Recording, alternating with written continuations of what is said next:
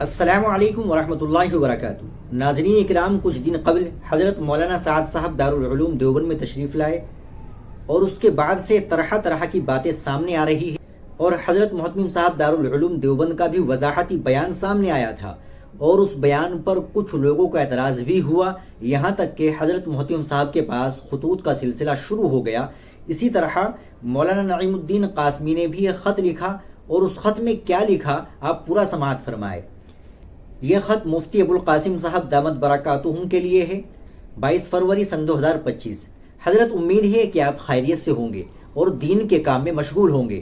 میری کوئی حیثیت نہیں ہے کہ میں آپ کو سمجھاؤں یا کوئی اصلاح کروں، مجھے کچھ چیزیں پوچھنی ہے۔ ایسا ہمیشہ دیکھا گیا ہے کہ جب بھی نظام الدین کے امیر مولانا سعد صاحب دارالعلوم دیوبند جاتے ہیں اور وہاں کے علماء سے ملاقات کرتے ہیں تو آپ کا وضاحتی بیان آ جاتا ہے، اور کوئی بھی کال آپ کو کرتا ہے تو بغیر تحقیق کے آپ اس کا جواب دے دیتے ہیں۔ ایسا ہی مولانا محمود مدنی صاحب دامت برکاتہم کے معاملے میں ہوا۔ مولانا سعد صاحب دارالعلوم دیوبند گئے اور وہاں کے علماء سے ملے، اور ملنے کے بعد کوئی ایسا تاثر نہیں دیا گیا کہ دارالعلوم دیوبند نے ان کا رجوع قبول کیا ہو۔ وہاں کی طرف سے جو خط آیا وہ یہ تھا کہ دارالعلوم دیوبند کے اکابرین سے ملاقات ہوئی، اور آپ سے ملاقات صرف اس لیے نہیں ہو پائی کہ آپ کی طبیعت خراب تھی۔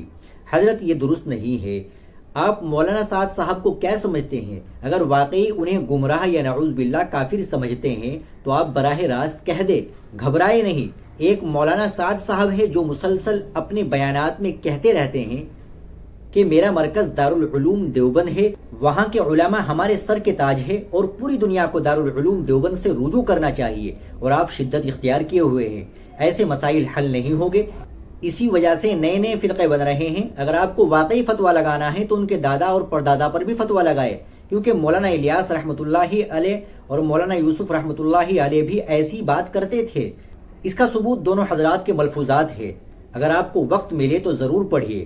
مولانا سعد صاحب کی اصلاح آپ غلط طریقے سے کر رہے ہیں۔ اگر ایسے ہی عوامی طریقے سے اصلاح ہوتی رہی تو بہت بڑا فتنہ کھڑا ہو جائے گا، جس کے ذمہ دار آپ ہوں گے۔ مولوی سعد تو اپنی زندگی میں کہہ رہے ہیں کہ دارالعلوم دیوبند ہمارا ہے اور وہاں کے علماء ہمارے ہیں، اس وجہ سے پوری دنیا کے تبلیغ کے حضرات دارالعلوم دیوبند سے جڑے ہیں۔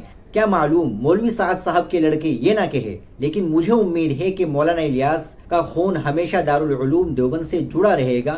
جس طرح مولوی سعد کی باتیں عوام میں لائی جا رہی ہے، کیا آپ ہمت کریں گے کہ دارالعلوم دیوبند کے بڑے علماء کی باتیں بھی عوام میں لائے؟